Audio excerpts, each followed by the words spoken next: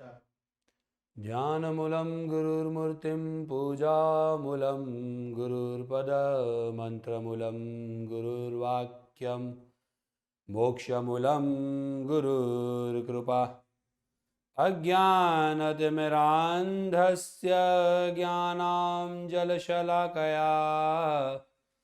चक्षुरुन्मिलितं येन तस्मै श्रीगुरवे नमः।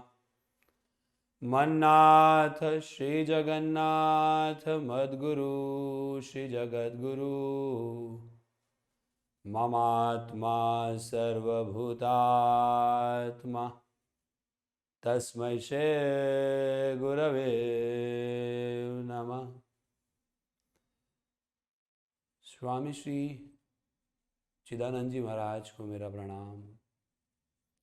स्वामी श्री अध्यात्मानंद जी महाराज को मेरा प्रणाम। आप सबको मेरा प्रणाम। स्वागत है आपका आसनों के सफर में। इसके पहले के जितने भी हमने एपिसोड देखे वो तमाम एपिसोड में हमने अलग अलग प्रकार के प्राणायाम किए। मैंने आपको 3 आसनों की भी बात की, अर्ध सिद्धासन, सुखासन, पद्मासन। लेकिन आज जो मैं आपके साथ बात करने वाला हूं वो हमारे शरीर में अग्नि तत्व को जागृत करने की बात करने वाला। हमारा शरीर 5 महाभूतों का बना हुआ है। ये 5 महाभूतों में से एक तत्व अग्नि तत्व है। हम कुछ भी खाना खाए तो उसके लिए, उसका योग्य तरीके से पाचन हो, उसके लिए अग्नि की जरूरत पड़ती है, जिसे हम जठराग्नि बोलते हैं। हमारा इंटेलेक्चुअल लेवल बढ़ाने के लिए हमें चित्ताग्नि का प्रदीप्त होना बहुत जरूरी है। प्रश्न ये उपस्थित होता है कि इसको प्रदीप्त कैसे करें। दूसरा प्रश्न ये भी है कि जैसे हमारा शरीर 5 महाभूतों का बना हुआ है, वैसे ही हमारे शरीर पर अलग अलग प्रकार के 5 वायु का भी प्रभाव है, जिसमें से एक वायु है समान वायु। समान वायु से हमारा शरीर गर्म रहता है, हमारे शरीर में ऊर्जा और ऊष्मा रहती है। योग की भाषा में शरीर में ऊष्मा का रहना बहुत जरूरी है। अगर किसी का शरीर ठंडा पड़ जाए तो पहले हम क्या करेंगे? उसकी धड़कन देखेंगे, उसकी सांस नापेंगे, और अगर वो नहीं चल रही है, अगर उसमें भी ना पता चले तो शरीर को देखेंगे कि ओ शरीर ठंडा पड़ गया तो उसने प्राण छोड़ दिया है।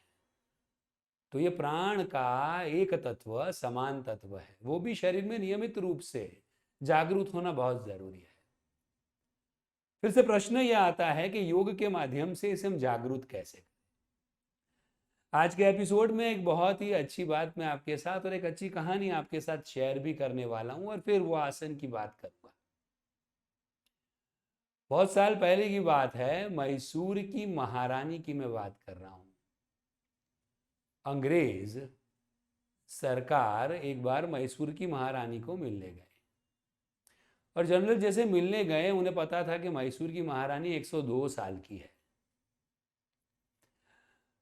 उन्हें कक्ष में बिठाया गया और वो इंतजार कर रहे थे। मैसूर की महारानी आई और जनरल, अंग्रेज जनरल थे जो, वो अचंभित हो गए। वो 102 की नहीं 20 साल की लग रही थी। वो अंग्रेज अफसर ने बहुत कुतूहल पूर्वक रानी से पूछा कि ऐसा कैसे कि आपकी तो उम्र ही नहीं दिख रही। मैसूर की महारानी ने जवाब दिया, मैं दिन में नियमित रूप से 102 बार सूर्य नमस्कार करती हूं। मित्रों, कहा गया है कि युग पुरुष जिसे कहा जाता है वो श्री कृष्ण हर एक जगह पे अपनी छाप छोड़ने वाले, हर तरीके से पूर्ण पुरुष, वो भी सुबह उठकर एक सूर्य क्रिया या सूर्य से संलग्न कोई ऐसी क्रिया करते थे। मुगल साम्राज्य में ऐसा कहा गया है कि चंगेज खान जो मुगल थे, वो भी ऐसी कुछ सूर्य से लगती हुई कोई क्रिया करते थे, और सबके व्यक्तित्व देखिए अलग प्रकार के थे। हमारा शरीर भी सोलर सिस्टम से जुड़ा हुआ है। अगर कोई एक सबसे बड़ा एनर्जी का स्रोत है तो वो सूर्य है। हमारे शरीर में सूर्य की शक्ति जागृत करने के लिए, समान वायु को एक्टिवेट करने के लिए क्या करना चाहिए?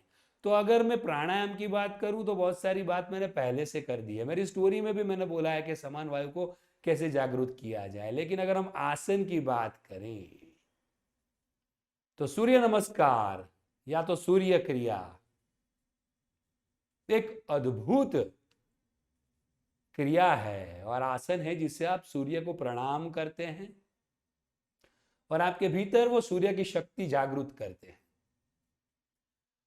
ये एक ऐसी क्रिया है और सूर्य नमस्कार ये एक ऐसा नमस्कार है जिसके 12 स्टेप है, जो 12 सूर्य के अलग अलग नाम से जुड़े हुए हैं। और ये जो 12 स्टेप सूर्य के अलग अलग नाम से जुड़े हुए हैं, ये करने से शरीर में ऊष्मा, ऊर्जा, चेतना तो प्रकाशित होती ही है, लेकिन इसमें 80% फॉरवर्ड और बैकवर्ड बेंडिंग के आसन आ जाते हैं। माने आप कोई भी आसन ना करें, नियमित रूप से सूर्य नमस्कार 12 सूर्य नमस्कार करें, आपको कुछ करने की जरूरत नहीं है। आप ये करने से पाएंगे आपके शरीर में ऑटोमेटिकली ऊष्मा और ऊर्जा और चेतना का विकास होगा। प्रश्न ये उपस्थित होता है कि सूर्य नमस्कार करे कैसे?